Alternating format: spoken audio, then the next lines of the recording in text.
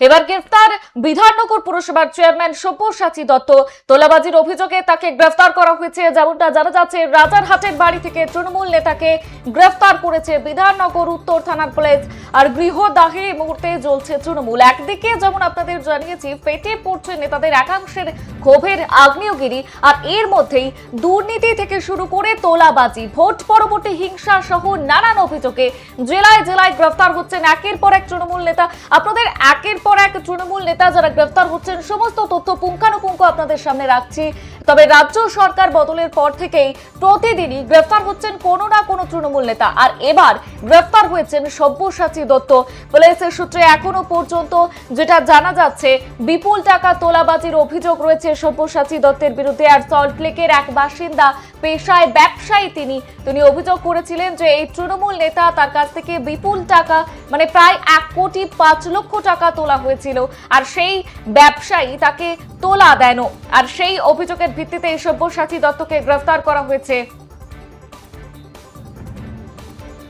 এ বিষয়ে বিস্তারিত জানবো। আমাদের সঙ্গে এই মুহূর্তে টেলিফোন লাইনে রয়েছে আমাদের প্রতিনিধি সুকৃতি ভট্টাচার্য। সুকৃতি, ঠিকই জানতে পারছো কি কারণে সব্যসাচী দত্তকে গ্রেফতার করা হয়েছে? তোলাবাজি ছাড়াও আর কি কি অভিযোগ ছিল তার বিরুদ্ধে? দেখো, তোমাকে প্রথমেই জানিয়ে রাখবো, গ্রেপ্তার হয়েছে এবার তৃণমূলের আরো এক দাপুটে নেতা তথা বিধাননগর পৌর নিগমের চেয়ারম্যান সব্যসাচী দত্ত। তোলাবাজি ও খুনের হুমকির মামলায় তাকে তার বাড়ি থেকে গভীর রাতে গ্রেপ্তার করা হয়। সব্যসাচী দত্তকে গ্রেপ্তার করেছে বিধাননগর উত্তর থানার পুলিশ। সব্যসাচী দত্ত তৃণমূলের দাপুটে নেতা, সেটা একেবারেই স্পষ্ট, এবং বিধাননগরের দীর্ঘ সময়ের কাউন্সিলরও তিনি ছিলেন।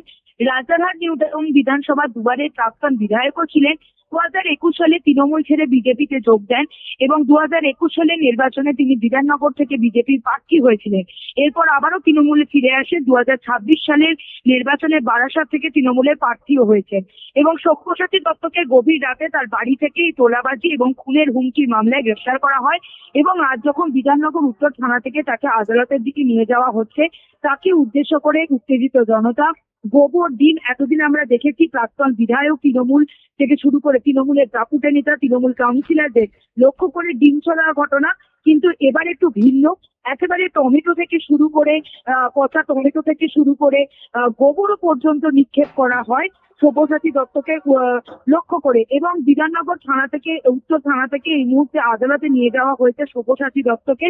আর কিছুক্ষণের মধ্যে শুনানি। তার আগেও আদালত চত্বর একেবারে উত্তাল হয়ে পড়েছে।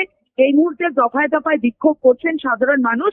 সব মিলিয়ে বলা যেতে পারে যে তারই মধ্যে পুলিশ এই পরিস্থিতি সামলানোর চেষ্টা করছে। এবং শুনানির পর আজকে সাধারণত পুলিশি হেফাজতে নেবার আবেদন করবেন সরকারি আইনজীবী। পরবর্তীকালে কতদিনের পুলিশ হেফাজত হয় শুনানি শেষে, সেটাই এখন দেখার। তবে এখনো কিন্তু কিছুক্ষণ হলেও বিধাননগর যে আদালত চত্বর উত্তপ্ত রয়েছে। বর্ষা। বেশ, ধন্যবাদ সুকৃতি। যেমনটা আপনাদের জানাচ্ছিলাম, গ্রেফতার করা হয়েছে তৃণমূল নেতা সব্যসাচী দত্তকে। তবে যেমনটা জানা যাচ্ছে, সোমবার সন্ধ্যে 7:30 নাগাদ তার রাজারহাটের ফ্ল্যাটে প্রথমে যান বিধাননগর উত্তর থানার পুলিশ আধিকারিকরা। আর সেখানে গিয়ে প্রথমে এক পর্ব তাকে জিজ্ঞাসাবাদ চালানো হয়। আর তার বক্তব্যে অসঙ্গতি পাওয়ার পর রাজারহাটের ফ্ল্যাট থেকে তাকে থানায় নিয়ে আসা হয়। আর দ্বিতীয়বার তাকে জিজ্ঞাসাবাদ করা হয় বিধাননগর উত্তর থানায়। রাত 10টা নাগাদ আটক করে থানায় নিয়ে আসা হয় তাকে। আর রাত 10টা থেকে রাত 1টা পর্যন্ত জিজ্ঞাসাবাদ পর্ব চালানো হয়। তারপর সোমবার গভীর রাতেই সব্যসাচী দত্তকে গ্রেফতার করেছে পুলিশ। আর জানতে পারা যাচ্ছে, সল্টলেকের যে ব্যবসায়ী তার বিরুদ্ধে অভিযোগ করেছেন, তিনি একটি সিসিটিভি ক্যামেরার ফুটেজ জমা দিয়েছেন বিধাননগর উত্তর থানার পুলিশ আধিকারিকদের কাছে।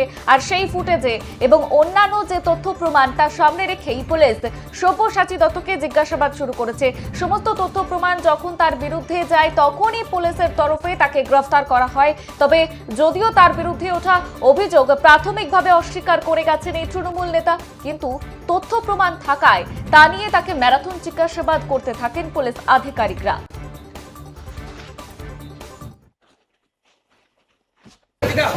2018 মামলা, এটা পুরনো মামলার এতদিন কোনো মামলাই নয়, উনি নিজেই এখানে আসামি ছিলেন। আপনি একজন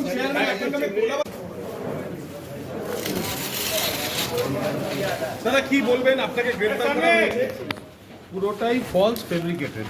কেন তাহলে হঠাৎ করে একজন ব্যবসায়ী এরকম অভিযোগ করতে গেল কেন? তিনি নিজেই বিধাননগর নর্থ থানায় 2018 সালে অ্যারেস্ট ছিলেন এবং বিভিন্ন সময় ফ্রড কেসে অ্যারেস্ট হয়েছে। সেই সময় তার পরিবারের লোক এবং একজন বিজনেসম্যান এসেছিলেন আমার কাছে, তারপরে 2018-এ বের করিয়ে দেওয়ার জন্য। এদিকে প্রতিহিংসার রাজনীতি চলছে। হ্যাঁ, নিশ্চয়ই। আপনি তো একসময় বিজেপিতে ছিলেন, আপনি তো একসময় বিজেপি জয়েন করেছিলেন। ওইদিকে ঠালো, ওইদিকে তো একসময় বিজেপি জয়েন করেছিলেন, তাহলে এই প্রতিহিংসাটা বলছেন এটাকে? এটাকে তা সত্ত্বেও প্রতিহিংসাই বলবেন? নিশ্চয়ই।